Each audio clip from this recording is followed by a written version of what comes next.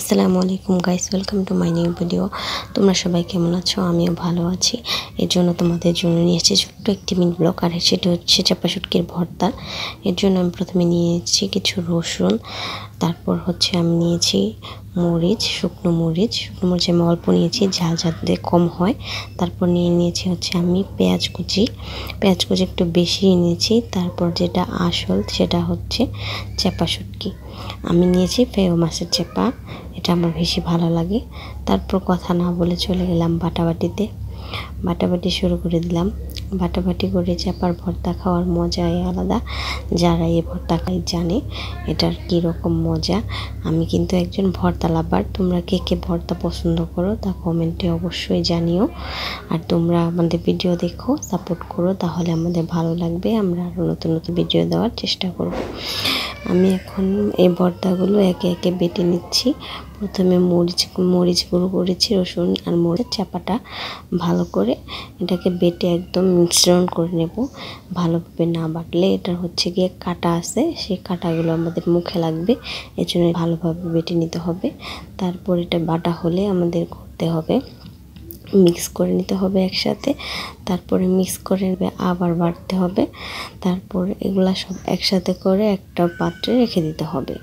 এরপর রাখার পরে দেখো কি সুন্দর কালার আসছে। আমার এগুলা দেখে খুব লোভ লাগছিল, মন চায় এখনই আমি কাঁচাই তোমাদের কার কার এমন লাগে কমেন্টে জানিও।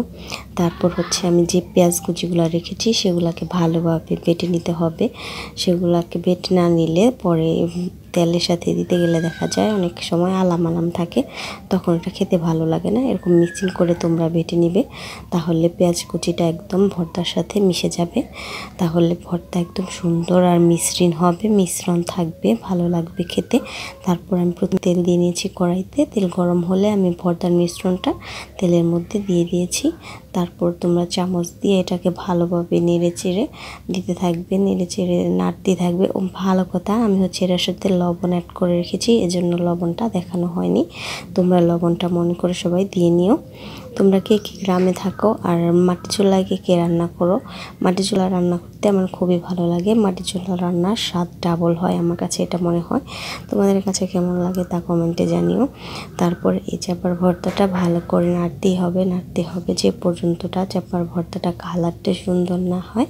আর একদম শুকনো করতে হবে। শুকনো করে নেড়ে দেখো আমার কালারটা কি সুন্দর আসছে। এখন দেখে মনে হচ্ছে চাপার ভর্তাটা হয়ে এসছে। হ্যাঁ, চাপার ভর্তাটা হয়ে এসছে। আর একটুখানি নাড়াচাড়া করলেই তারপর চাপার ভর্তাটা হয়ে যাবে। আমি কাঁচামরিচটা পরে দিয়েছি যাতে আগে নাড়াচাড়ার জন্য কাঁচামরিচের ঝালটা না বেড়ে যায়। এই দেখো আমার চাপার ভর্তাটা কি সুন্দর রেডি হয়ে গেছে। এখন এটা খাওয়ার জন্য একদম তৈরি হয়ে গেছে। তোমরাও সব এভাবে বাসায় ট্রাই করো। আর ভালো থেকো, আল্লাহ হাফেজ, টাটা।